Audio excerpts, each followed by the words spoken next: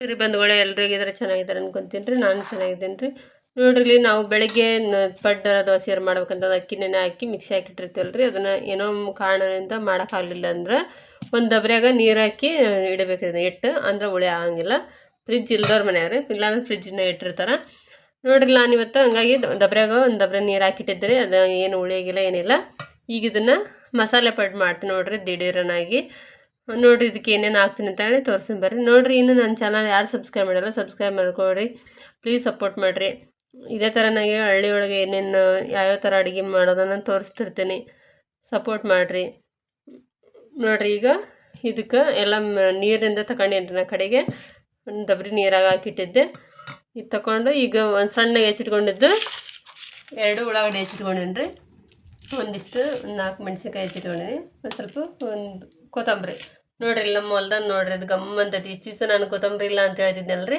ವಾರಕ್ಕೊಮ್ಮೆ ಅಷ್ಟು ಸೆಂತಿರ್ತಿತ್ತಲ್ಲ. ಈಗ ದಿಸಾಲೆ ಹೊಲ್ದಂದು ಕಿತ್ಕೊಂಡ್ಬಂದಿರ್ತೀವಿ ನೋಡ್ರಿ. ಅದೇ ನೋಡ್ರಿ, ಇಲ್ಲ ಹೊಲ್ದಂದ್ರೆ ಇದು ಸಣ್ಣ ಕಟ್ ಮಾಡಿ ಇಟ್ಕೊಂಡಿನಿ. ಈಗ ಇದನ್ನ ಇಷ್ಟು ಇದಕ್ಕೆ ಹಾಕ್ಕೊತೀನಿ. ಅದಕ್ಕಿಂತ ಮೊದಲು ಸ್ವಲ್ಪ ರುಚಿ ತಕ್ಕಷ್ಟು ಉಪ್ಪು ಹಾಕ್ಕೊತೀನಿ. ಇದಕ್ಕೆ ಎಷ್ಟು ಬೇಕಷ್ಟು ಉಪ್ಪು ಹಾಕ್ಕೊಂಡು ಇವನಿಷ್ಟು ಹೆಚ್ಚಿಟ್ಕೊಂಡಿದ್ದು ಇಷ್ಟು ಇದಕ್ಕೆ ಮಿಕ್ಸ್ ಮಾಡ್ತೇನೆ. ಇಷ್ಟು ಮಿಕ್ಸ್ ಮಾಡ್ಕೊಂಡ್ರೆ ಅದಕ್ಕೆ ಒಂದು ಸ್ವಲ್ಪ ಮಸಾಲೆ ಪಡ್ಡು ಮಾಡಾಕ್ತೀನಲ್ರಿ. ಹಂಗಾಗಿ ನಾನು ಒಂದು ಸ್ವಲ್ಪ ಗರಂ ಮಸಾಲೆ ಹಾಕ್ಕೊತೀನಿ. ಸ್ವಲ್ಪ ಕಲರ್ಗೋಸ್ಕರ ಸ್ವಲ್ಪ ಅರಿಶಿನ ಹಾಕ್ಕೊತೀನಿ, ಒಂದು ಅರ್ಧ ಚಮಚದಷ್ಟು. ಇದೆಲ್ಲ ಪೂರ್ತಿ ಮಿಕ್ಸ್ ಮಾಡಿಕೊಂಡು ಒಂದು ಅರ್ಧ ಚಮಚದಷ್ಟು ಸೋಡಾ ಪುಡಿ ಹಾಕ್ಕೊತೀನಿ.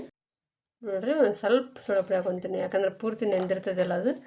ಇನ್ನೇನು ಜಾಸ್ತಿ ಬೇಕಾಗಿಲ್ಲ ಸೋಡಾ ಪುಡಿ. ನೋಡಿರಿ, ಈ ಥರ ಎಲ್ಲ ಮಿಕ್ಸ್ ಮಾಡಿಕೊಂಡು ಈಗ ಒಲೆ ಮೇಲೆ ಹಂಚು ಕಾಯ್ಕಿಟ್ಟೇನಿ ರೀ. ನಾನು ಒಲೆ ಮೇಲೆ ಪಡ್ಡು ಮಾಡಿದ್ರೆ ಇನ್ನೂ ಭಾರಿ ಮಸ್ತ್ ಬರ್ತಾವೆ, ಟೇಸ್ಟ್ ಇರ್ತಾವೆ.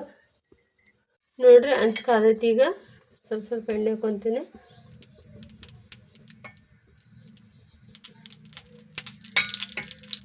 ಇದು ಕೆಬ್ಬಣದ ಹಂಚು ಸರಿ ಇದು. ಈಗೆಲ್ಲ ಮಿಕ್ಸ್ ಮಾಡ್ಕೊಂಡಿದ್ದಾಗೈತ್ರಿ. ಈಗ ನೋಡಿರಿ, ನಾನು ಎಣ್ಣೆ ಹಾಕಿನಿಲ್ಲ. ಈಗ ಸ್ವಲ್ಪ ಸ್ವಲ್ಪ ಹಾಕ್ತೀನಿ.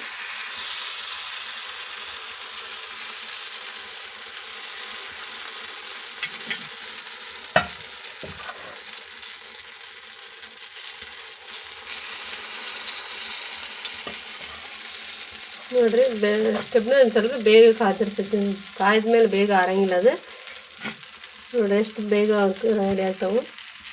ಈಗ ಒಂದು ಸೈಡ್ ಬೆಂದವ್ರಿ, ಒಂದು ಸೈಡ್ ಒಂದು ಹಾಕ್ತೀನಿ ಅವನ್ನ.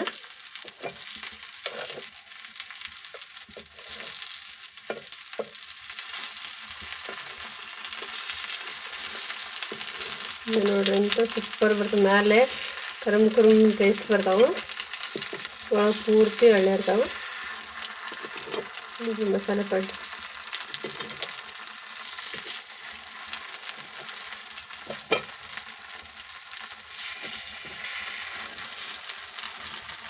ಈಗ ಬೆಂದ ನೋಡ್ರಿ, ತೆಗಿತೇನೆ ನಾನು.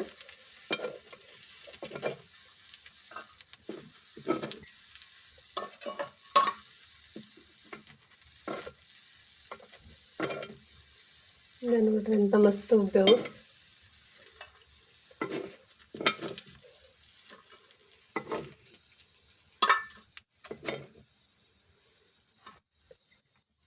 ನೋಡ್ರಿ, ಅಂತ ಮಸ್ತ್ ಬಂದವು. ಮತ್ತೊಮ್ಮೆ ಎಣ್ಣೆ ಹಾಕಿ ನಾನು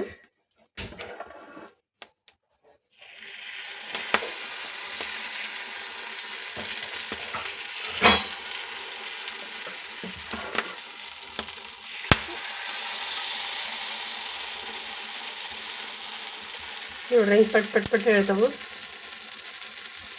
ಸೋಡಾ ಪುಡಿ ಏನು ಜಾಸ್ತಿ ಬೇಡ, ಯಾಕಂದ್ರೆ ಹಿಟ್ಟು ನೆಂದಿರ್ತೈತಲ್ರಿ. ಸುಮ್ಮನೆ ವೇಸ್ಟ್ ಮಾಡೋಕ್ಕಿಂತ ದೋಸೆ ಹಿಟ್ಟು ಈ ಥರ ಪಡ್ಡು ಮಾಡಿಕೊಟ್ರೆ ಎಲ್ಲರೂ ಇಷ್ಟಪಟ್ಟು ತಿಂತಿರ್ತಾರೆ. ನೋಡ್ರಲ್ಲದ ಹಾಕಿ ಕೈ ತಗೊಳ್ಳೋಷ್ಟ್ರೊಳಗನ ಎಷ್ಟು ಬೇಗ ಆಗ್ತದೆ ನೋಡ್ರಿ. ನೋಡ್ರಿ, ಇದೆ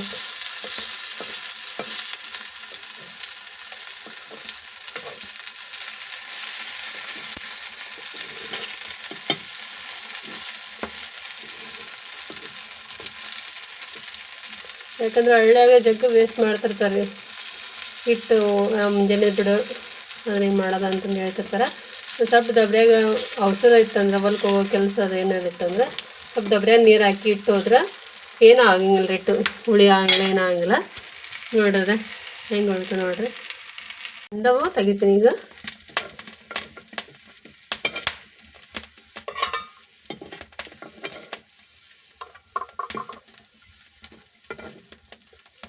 ಒಬ್ಬರು ದೋಸೆ ಹಂಚಿನ ಮೇಲೆ ಮಾಡ್ತಾರಲ್ರಿ, ಒಲೆ ಹಂಚಿನ ಮೇಲೆ.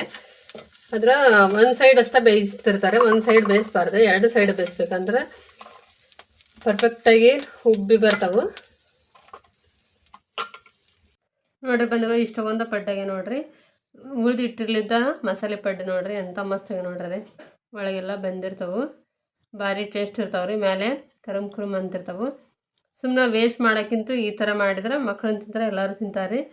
ಎಣ್ಣೆ ಪದಾರ್ಥನ ಎಲ್ಲರಿಗೂ ಭಾಳ ಪ್ರಿಯ ಇರ್ತೈತಿ ನೋಡ್ರಿ. ಉಳಿದಿದ್ದು ಯಾಕಂದ್ರೆ ಲೇಟಾಗಿ ಎದ್ದು ಬಿಡ ಅಂತಂದೇಳಿ ಬಾನಿ ಹಾಕೋರು ಜನ ಇರ್ತಾರೆ ರೀ, ವೇಸ್ಟ್ ಮಾಡಾರ.